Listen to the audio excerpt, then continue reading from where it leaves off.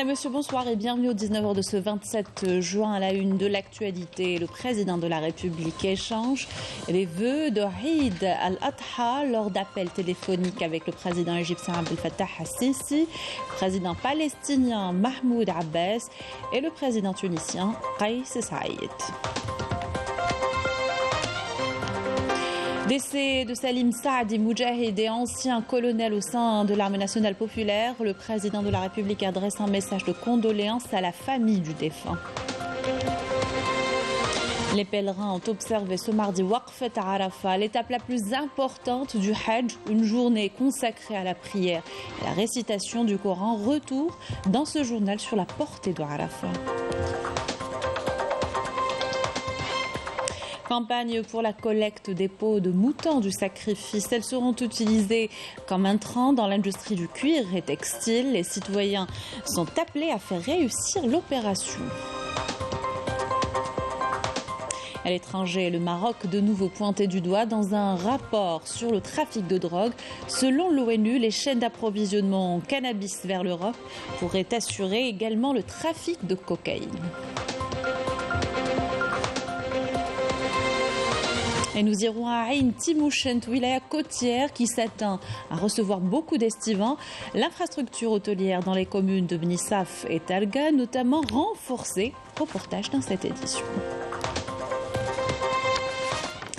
Bienvenue à tous, heureuse de vous retrouver. Je vous le disais en titre, le président de la République, Abdelmajid Tebboune, a échangé ce mardi par téléphone les vœux à l'occasion de l'avènement de Eid al-Adha avec son frère, le président de la République arabe d'Égypte, pays frère, Abdel Fattah al-Sisi, qui lui a souhaité ainsi qu'au peuple algérien davantage de bien-être et de stabilité.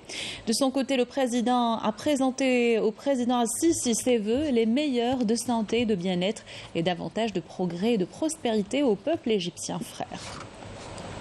Le président de la République a reçu un appel téléphonique de son frère Mahmoud Abbas, président de l'État de Palestine, dans lequel il lui a présenté ses vœux à l'occasion de Eid al-Adha, lui souhaitant ainsi qu'au peuple algérien davantage de prospérité et de stabilité. De son côté, le président de la République a remercié le président palestinien pour cette communication fraternelle, lui souhaitant ainsi qu'au peuple palestinien frère bien-être et quiétude. Le président de la République a échangé également par téléphone les vœux à l'occasion de l'avènement de Eid al-Adha avec son frère, le président de la République tunisienne, Kais Saïed, auquel il a souhaité ainsi qu'au peuple tunisien frère davantage de bien-être et de progrès. À son tour, le président Saïed a remercié son frère, le président de la République, et lui a présenté ses vœux les meilleurs de santé et de bien-être et davantage de progrès et de prospérité au peuple algérien. Et suite au décès de Salim Saadi Moujahid, ancien colonel au sein de l'armée nationale populaire, le président de la République adresse un message de condoléances à la famille du défunt, priant Dieu de lui accorder sa miséricorde et de prêter patience et réconfort à sa famille.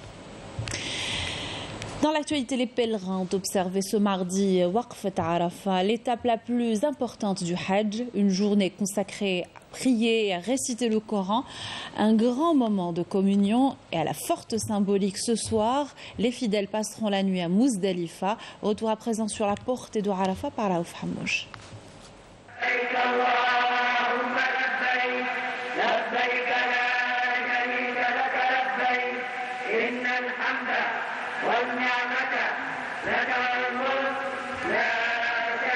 L'ascension du mont Arafat est l'un des moments les plus forts du pèlerinage.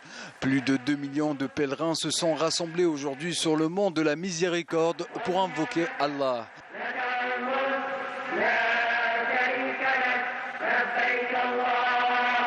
En milieu de journée, les fidèles ont participé à une prière collective à la mosquée de Némira, bâtie sur le site où le prophète Mohammed, que le salut soit sur lui, avait prié en effectuant le pèlerinage. Les pèlerins ont passé ensuite le reste de la journée à prier et à implorer longuement le pardon de Dieu sur le mont Arafat, symbole de l'attente du jour du jugement dernier.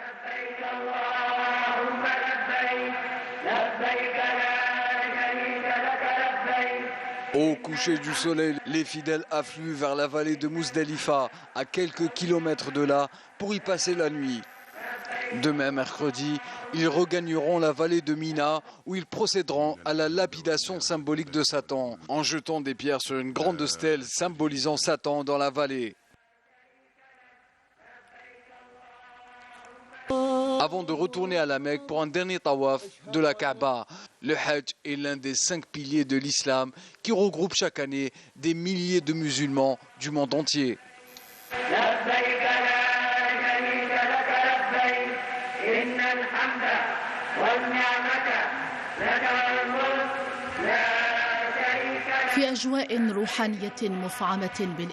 Et parmi les 2 millions de Hajj du monde entier, 42 000 Algériens étaient présents aujourd'hui sur le mont Arafat. Ils ont invoqué Dieu et prié pour l'Algérie. Je vous propose d'en écouter quelques-uns. ربي يحفظكم ويحفظ دولتنا ويحفظ رئيسنا ويحفظكم انتم لكم واقفين والله يحفظ المسلمين في كل مكان. ربي ان شاء الله يستر الرئيس نتاعنا والحكام نتاعنا والاذاعه نتاعنا ربي يسترهم ان شاء الله راهم قايمين بنا وتلاقاونا وفرحانين بنا والحمد لله. وحنا تقبل الله منا ومنكم ان شاء الله ونتمنى الخير للبلاد ان شاء الله. ان شاء الله الله يحفظها ويحفظ بلاد المسلمين اجمعين. هذا نشكر الدولة الجزائرية على الجهود اللي قامت بها والحمد لله ربي وفقنا ورنا في هذا المكان طاهر وندعو لجميع المؤمنين ان شاء الله يجوا لهذا المكان واخوتنا الجزائريين بصفه عامه ونقول لهم بالصحه عيدكم وربي يحفظكم وربي يكرمكم وربي يستركم ان شاء الله. الله يحفظكم. نقول لهم صحه عيدكم وكل عام وانتم بخير. وحنا كنا سفراء بالنسبه للجزائر في هذا العام تاع 2023 وان شاء الله يكون العيد الحق هذا العام يكون من احسن الحقاق تاع الاعوام اللي فاتوا كاع ونكونوا احنا الممثلين بالنسبه للدوله الجزائريه. ونقول للشعب الجزائر صحة عيدكم وكل عام وانتم بخير. الحمد لله الذي بنعمته تتم الصالحات. الحمد لله الذي وفقنا الله سبحانه وتعالى للوقوف بجبل عرفة في هذا اليوم. ومن هذا المنبر نشكر السلطات الجزائرية لتوفير كل الإمكانيات لحجاجنا الميامين وندعو خاصة للبلاد والعباد. اللهم احفظ بلادنا واحفظ جيشنا واحفظ جميع المؤمنين إن شاء الله. اللهم احفظ ولي أمرنا اللهم وحد كلمتنا اللهم قوي جيشنا الجزائر اللهم احفظ بلادنا من كل سوء اللهم صل على سيدنا محمد وعلى آل سيدنا محمد.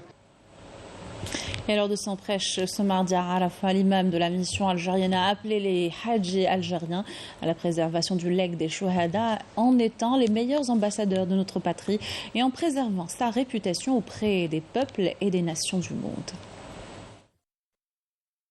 إننا نعيش في أجواء المشاعر في هذا البلد الحرام ومشاعرنا مرتبطة بأرض الوطن والجزائر تستعد للاحتفال بعيد الاستقلال والشباب الذي نتذكر فيه تضحيات آبائنا وأجدادنا الذين جاهدوا في سبيل الله بأموالهم وأنفسهم من أجل الحرية والاستقلال في معركة التحرير ونستحضر فيها واجب هذه الأجيال المتعاقبة في المحافظة على إرث الشهداء واستجماع الطاقات لخوض معركة البناء والتشييد والتعمير ولنسهم في الحفاظ على أمن بلدنا واستقراره ووحدته واجتماعه ولنعمل على رقيه وازدهاره فإن الدين والوطن وجهان لعملة واحدة كما لا ننسى الدعاء لفلسطين بأن يطهر الله أرضها من رجس المعتدين الغاصبين.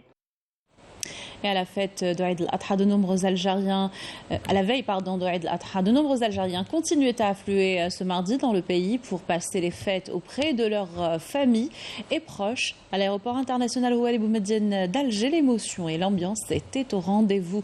Le constat sur place par Amélie Siridir. Ce sont des moments d'émotion et de joie pour ces Algériens vivant à l'étranger qui reviennent au pays pour retrouver leurs proches et célébrer la fête de Eid al-Adha en famille. Moi, je suis très contente de passer la Eid avec la famille. Et c'est bien de revenir en Algérie après beaucoup de temps. Ça fait depuis longtemps que je ne suis pas revenue. Je suis venu pour faire la Eid avec ma famille, Inch'Allah. Et puis, ouais, Eid Moubarak. Et je suis à chaque fois ravie d'être en Algérie pour être avec ma famille et passer de bonnes vacances. جينا la famille نباسوا معهم العيد إن شاء الله Je ne saurais exprimer ma joie. Je reviens au pays après une longue absence et je vais passer l'Aïd avec ma famille. Pour assurer le meilleur des accueils à notre communauté, des facilitations et de nouvelles mesures ont été prises au niveau des différentes infrastructures aéroportuaires, comme ici, à l'aéroport international Houari Boumediene.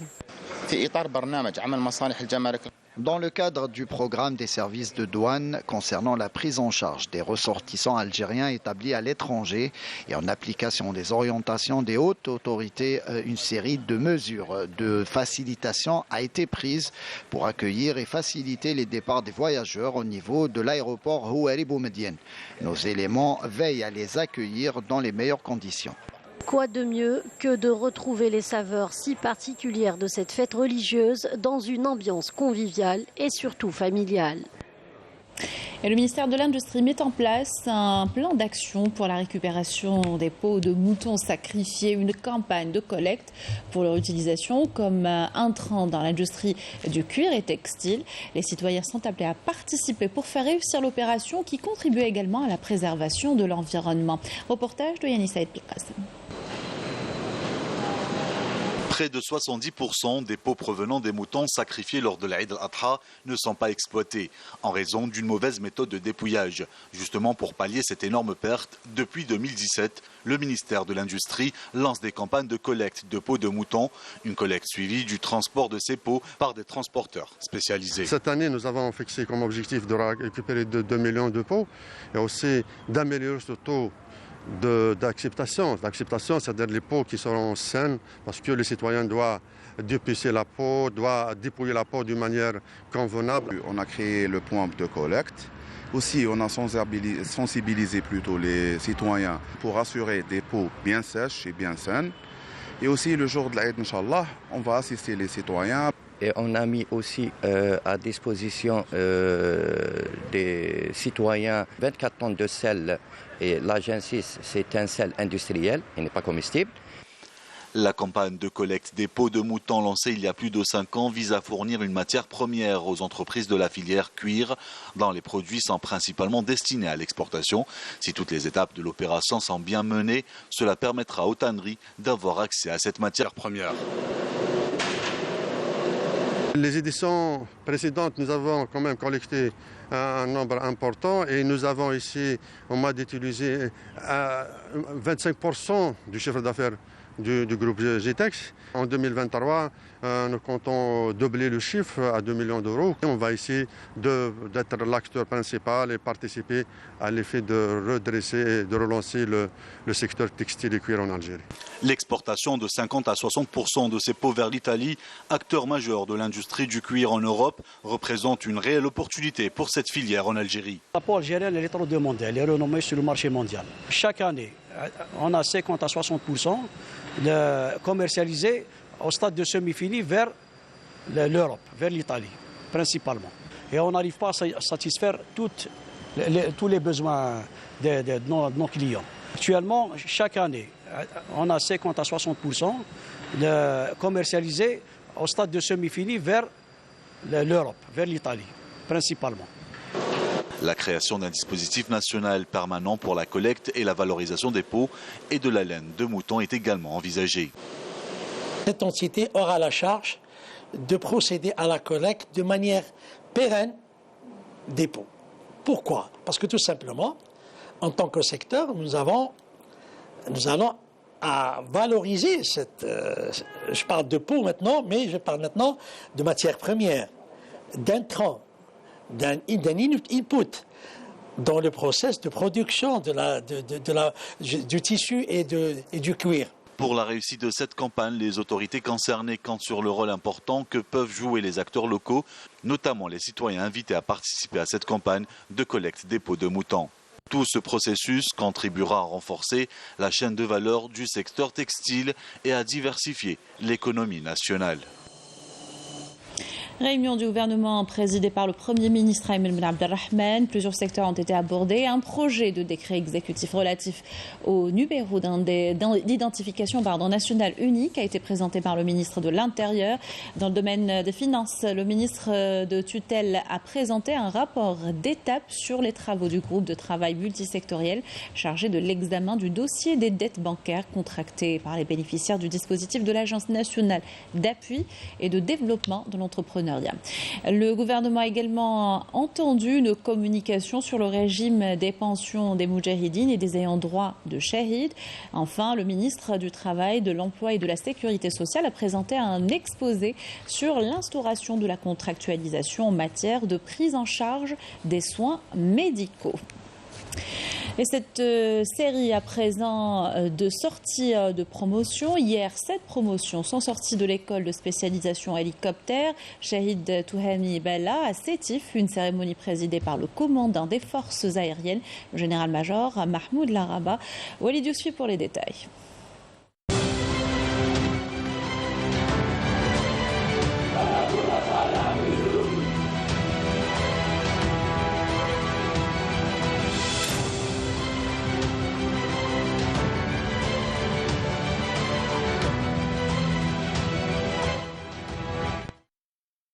Ce sont les célébrations de sortie de promotion de l'école de spécialisation sur hélicoptère Shahid Bella Touhami, relevant de la 5e région militaire. Une cérémonie présidée par le commandant des forces aériennes de l'armée nationale populaire, le général-major Mahmoud Laraba, est marquée cette année par la sortie de la toute première promotion de femmes élèves pilotes d'hélicoptères, une première dans l'histoire des forces aériennes et de l'armée nationale populaire.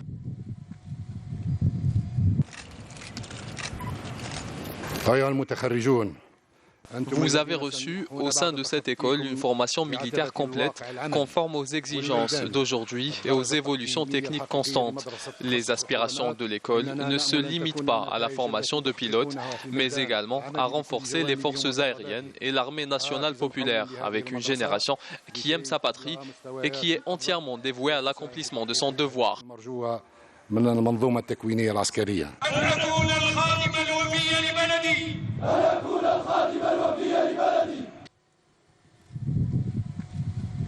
Après le passage en revue des promotions sortantes par le général-major, commandant des forces aériennes, la prestation de serment, la remise des diplômes et des grades et la remise de l'emblème national par la promotion sortante, baptisée du nom du Shahid Belqasem Soualem, une parade militaire a été exécutée.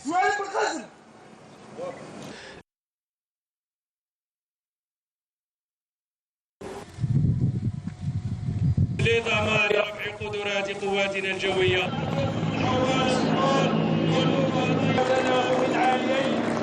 على مناكبهم القوية مصير ومربع ضباط دورة الإتقان والتدريب في مشهد يتلفح به. Suite à quoi, la famille du Shahid Belqasem Soualem a été honorée.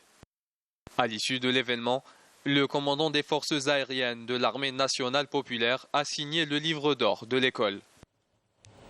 Et à l'école supérieure de l'arme blindée Shahid Mohamed Qadri de Batna, 6 promotions sont sorties hier. Une cérémonie présidée par le commandant de la 5e région militaire, le général-major Noureddin Hambli. Le point par Amal Siridir. L'école supérieure de l'arme blindée Shahid Mohamed Qadri de Batna dispense une formation de qualité. 6 promotions dans différentes spécialités ont terminé leur apprentissage cette année. Et pour célébrer cet événement, le général-major Noureddin Hambli, commandant de la 5e région militaire, a présidé la cérémonie de sortie de promotion qu'il a entamée par l'inspection des carrés. Dans son allocution, le commandant de l'école a passé en revue les principaux axes de la formation et les connaissances scientifiques et militaires acquises par les diplômés. Vous êtes appelés à honorer l'armée nationale populaire en relevant tous les défis qui s'imposent, comme l'ont fait avant vous nos aïeux, les héros de l'armée de libération nationale. Nous espérons que les résultats que vous obtiendrez sur le terrain vous permettront d'assumer vos missions avec professionnalisme et d'élever le niveau de notre école pour être à la hauteur de la qualité de la formation militaire. Après que les diplômés aient prêté serment, les grades ont été attribués et les diplômes remis aux majors de promotion. S'en est suivi la passation de l'emblème national de la promotion sortante à la nouvelle promotion. La promotion sortante a été baptisée du nom du Moudjahed Abdelkader Chengriha après l'approbation du général-major Nordin Hambli, commandant de la 5e région militaire. La cérémonie de sortie des nouvelles promotions de cette école a donné lieu à des exhibitions militaires et d'arts martiaux de Kuksul, karaté-do, avant d'être ponctuée par une parade effectuée par les élèves au rythme de la fanfare militaire.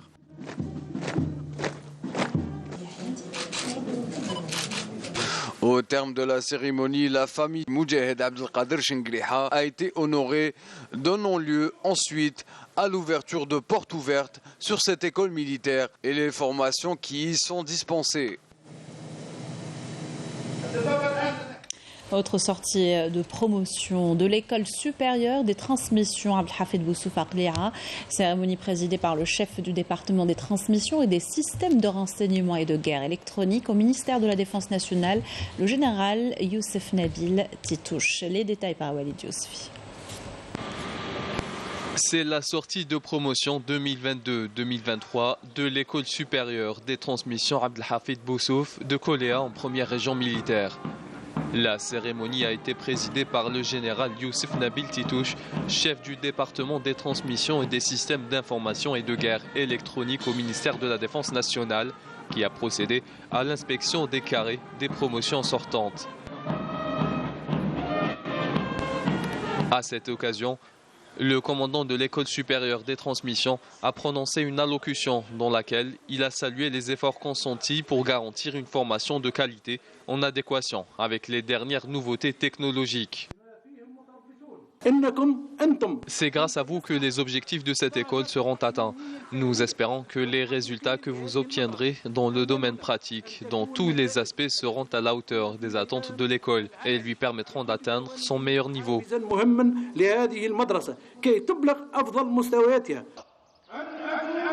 Cette cérémonie a aussi été marquée par la prestation de serment par les diplômés et la remise des attestations et des grades.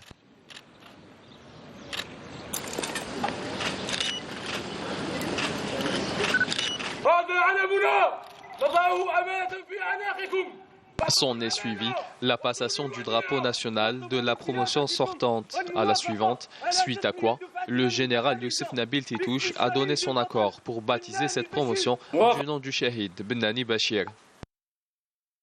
En marge de cet événement, les élèves ont exécuté un défilé montrant leur cohésion et leur opérabilité.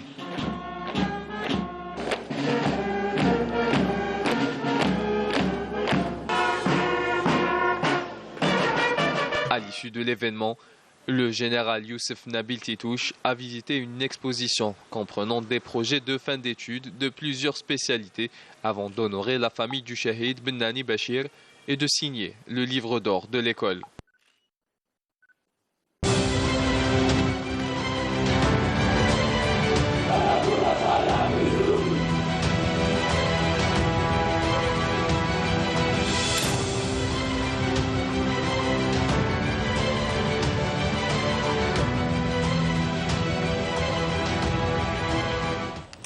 À présent, le bilan opérationnel de l'ANP durant la semaine écoulée. Tout d'abord, lutte antiterroriste et grâce aux efforts des services de sécurité de l'armée nationale populaire, le terroriste dénommé Mohamed Mellouki, alias Al-Qaqa, s'est rendu aux autorités militaires à Bojbadji Mourtar, dans la 6e région militaire. Le dit terroriste qui avait rallié en 2012 les groupes terroristes armés au Sahel avait en sa possession un pistolet mitrailleur de type Kalachnikov, 2 grenades, une quantité de munitions et d'autres objets. Des détachements de l'armée nationale populaire ont arrêté également 11 éléments de soutien aux groupes terroristes dans différentes opérations dans le cadre de la lutte contre la criminalité organisée. En continuité des efforts soutenus visant à contrecarrer le fléau du narcotrafic dans notre pays, des détachements combinés de l'ANP ont intercepté en coordination avec les différents services de sécurité 79 narcotrafiquants et mis en échec des tentatives d'introduction de 7 quintaux, 8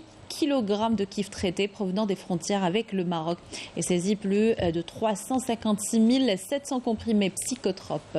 À Tamanrasset, Boudbaji Mourtar et Ingezem, des détachements de l'ANP ont arrêté 322 individus et saisi 55 véhicules, 182 groupes électrogènes, 59 marteaux-piqueurs, 4 détecteurs de métaux, 178 tonnes de mélange d'or brut et de pierre, ainsi que des quantités d'explosifs, d'outils de détonation et d'équipements utilisés dans des opérations d'orpaillage illicites. En outre, 26 autres individus ont été arrêtés et 9 fusils de chasse, des quantités de denrées alimentaires destinées à la contrebande et la spéculation s'élevant à 84 tonnes, en sus de 190 tonnes de déchets, de cuivre et 11 quintaux de tabac ont été saisis lors d'opérations distinctes à travers le territoire national. De même, les gardes-frontières ont déjoué en coordination avec les services de la gendarmerie nationale et des douanes des tentatives de contrebande de quantité de carburant s'élevant à plus de 135 900 litres à Tamanrasset, Boudbaji Mourtar, Tébessa, Souqahras et Tarf. Et par ailleurs, les gardes-côtes ont déjoué au niveau de nos côtes nationales des tentatives d'émigration clandestine et ont procédé au sauvetage de 45 individus à bord d'embarcations de construction artisanale, alors que 150 immigrants clandestins de différentes nationalités ont été arrêtés à travers le territoire national. Fin du communiqué. À l'étranger, la coalition espagnole Sumar, dirigée par Yolanda Díaz, deuxième vice-présidente du gouvernement espagnol, réaffirme sa position soutenant le droit du peuple sahraoui à l'autodétermination dans le cadre des résolutions des Nations Unies. Une position très claire que nous avons toujours défendue, a déclaré Díaz, candidate à la présidence du gouvernement espagnol. Et le Maroc, de nouveau pointé du doigt dans un rapport sur le trafic de drogue. Selon l'Office de l'ONU contre la drogue et le crime, les chaînes d'approvisionnement établies qui servent à l'origine au trafic de résine de cannabis du Maroc vers plusieurs pays d'Europe, en passant par l'Espagne, ont été adaptés. Il pourrait assurer également le trafic de cocaïne destiné aux distributeurs dans les Pays-Bas. Majda Jahmoun pour les détails. كما كتعرفوا المغرب معروف عالميا بزراعة الحشيش وخصوصا واحد المنطقة اللي كتسمى بكتامة منطقة جبلية. Premier producteur et exportateur mondial de drogue, il n'est pas étonnant de citer l'implication directe du Maroc chaque fois dans les rapports mondiaux.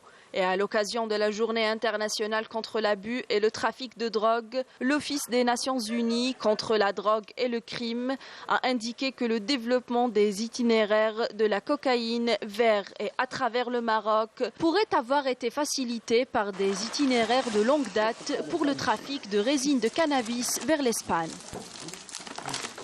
On a vraiment besoin du hashish. Sans cela, on mourrait de faim. C'est pour ça que toute la famille cultive cette plante. La même source indique que les chaînes d'approvisionnement établies qui servaient à l'origine au trafic de résine de cannabis du Maroc vers le reste de l'Europe, notamment les Pays-Bas, en passant par l'Espagne, pourraient avoir été adaptées pour assurer également le trafic de cocaïne destiné aux distributeurs des Pays-Bas. Outre les voies terrestres, l'importance accrue du trafic maritime apparaît clairement dans le cas du Maroc, et ce depuis 2016. Les rédacteurs du rapport estiment que des quantités importantes de cocaïne arrivent directement au Maroc par voie maritime et non par transbordement depuis l'Afrique de l'Ouest. Quand la drogue arrive sur la plage, vous la mettez dans les petits bateaux qui vont décharger dans un Zodiac. Et votre équipe sera à bord du Zodiac. Et après, ce sera bon. Il rentrait tellement de drogue. Ici, on interceptait chaque jour 1000 à 2000 kilos. Par ailleurs, l'ONUDC précise dans son rapport que le Maroc était à l'origine de la majorité du trafic de résine de cannabis enregistré en 2021 au Sahel, destiné souvent à d'autres pays de l'Afrique du Nord et parfois à d'autres pays du Moyen-Orient et de l'Europe. La culture du cannabis représente ainsi la plus importante source de devises dans l'économie du Maroc. Les Palestiniens s'apprêtent à passer les fêtes de Eid al-Adha dans un contexte d'escalade des violences. La coordinatrice des Nations Unies pour les territoires occupés, Lynn Hastings, dénonce la multiplication choquante des actes de violence commis par les colons sionistes en Cisjordanie occupée. 21 attaques ont été menées ces 3 derniers jours par des colons contre les Palestiniens et leurs biens, faisant 115 blessés. Sport et J-8 d'un important événement, les Jeux sportifs arabes. 3800 athlètes et leur staff sont attendus dans le pays où 5 wilayas abriteront les compétitions. Et l'Algérie est prête, nous dit Saïd Flak. Quelques jours seulement nous séparent du coup d'envoi de la 15e édition des Jeux sportifs arabes qu'abritera notre pays du 5 au 15 juillet. 21 spécialités seront au menu de cet événement arabe, entre sport individuel et collectif, mais aussi 3 spécialités en handisport, à savoir l'athlétisme, l'handi-basket et le goalball. L'Algérie, qui a pris la responsabilité de relancer ces Jeux après 12 ans d'arrêt, est prête à relever le défi comme elle l'a toujours fait, notamment en matière d'infrastructure où tout a été finalisé pour garantir le bon déroulement des différentes compétitions. Aussi, toutes les conditions ont été réunies en termes d'hébergement, d'entraînement, de récupération et de confort pour les athlètes dans le but de donner la meilleure image possible de notre pays et assurer le succès de cet événement. La nouveauté lors de cette 15e édition, c'est que les Jeux ne se dérouleront pas dans une seule et même ville comme cela se faisait par le passé, puisque pas moins de 5 villes du pays ont été retenues pour accueillir les différentes compétitions. Alger, Oran, Tipaza, Constantine et Annaba. Cela pour permettre à un large public de vivre l'événement, alors que le complexe touristique de Zeralda sera réquisitionné comme village olympique pour les athlètes. Nous sommes aux dernières retouches. L'Algérie est prête à abriter cet événement sportif, depuis l'arrivée des délégations au niveau de l'aéroport jusqu'à leur hébergement, en passant par les structures sportives dédiées à la compétition. L'Algérie sera au rendez-vous. L'organisation de ces Jeux sportifs arabes intervient dans la continuité des démarches diplomatiques entreprises par l'Algérie dans la perspective d'ancrer les valeurs d'entraide et d'échange culturel, ainsi que le renforcement des liens de fraternité et de cohabitation entre les peuples arabes. Ces Jeux constitueront aussi une étape importante pour les athlètes à 1 an des Jeux olympiques de Paris. 18 pays arabes prendront part à cette 15e édition représentée par plus de 3800 athlètes. Les cérémonies d'ouverture et de clôture sont prévues au stade olympique du 5 juillet.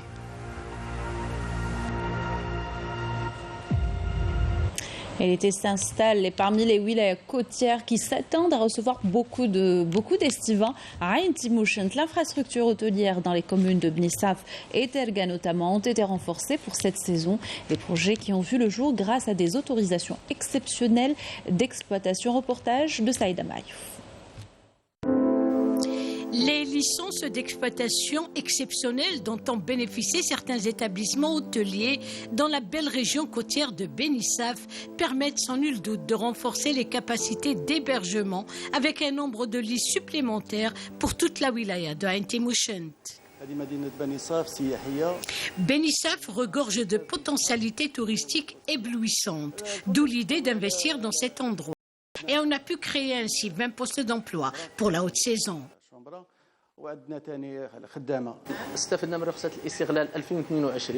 Nous avons bénéficié de l'autorisation exceptionnelle d'exploitation en 2022 en réponse aux instructions du président de la République. Ça nous a énormément aidés et en tant qu'enfants de la région, notre but est de booster le tourisme avec nos 80 lits répartis sur 13 chambres et 9 suites avec un restaurant de 120 couverts. Dans la ravissante commune de Terga, c'est un investissement imposant d'une station de thalassothérapie devant entrer incessamment en exploitation afin de combler un manque à gagner en matière de tourisme médical. Notre structure sort un peu de l'ordinaire par rapport à ce qui se fait, d'abord par son architecture, par sa capacité d'accueil et ses services. En capacité d'accueil, on est une structure qu'on peut héberger de 600 jusqu'à 800 personnes modulable, c'est une structure modulable. En main-d'œuvre, en poste d'emploi créé, quand le projet sera terminé à 100%, on sera à 300 postes d'emploi fixes et 100 emplois temporaires et sans compter les indirects. Notre projet consiste sur le tourisme domestique, bien sûr, sur notre cheval de bataille.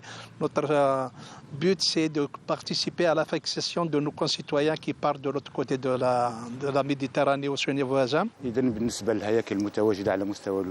La wilaya de Ain Timouschent, outre ses atouts naturels, compte 41 établissements hôteliers avec une capacité d'accueil de 6500 lits. 5 nouvelles structures hôtelières entrent cette année en exploitation grâce aux licences exceptionnelles d'exploitation. Nous atteindrons les 7000 lits avec la collaboration des cités universitaires aménagées cet été pour accueillir les nombreux touristes nationaux et étrangers.